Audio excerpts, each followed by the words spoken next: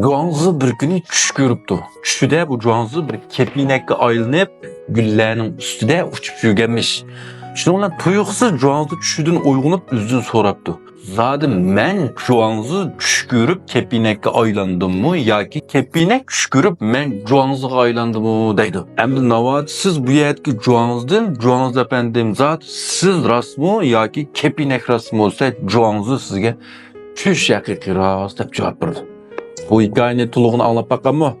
Hem şu an bugün hazır mı? Sigmund Freud'un Mıngdı Jeşi, Düşünün İşimi, Düşünün Tezkirsi namlı kitabını ekeldim.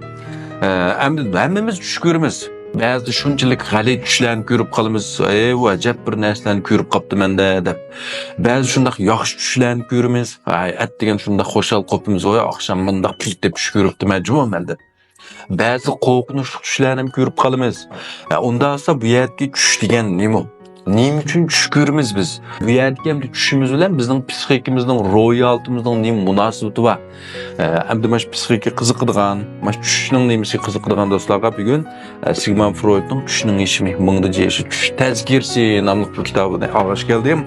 Hem de bu kitabının asli bağısı 45 koyken meni güvencu kıvılıya birden yaxşı yürek bergen dostlarga 19 koy bütün Şinjan'da kirasaksiz aslıdaki seyri qarıvıdan besip setip alsanglar buludu. Rahmet.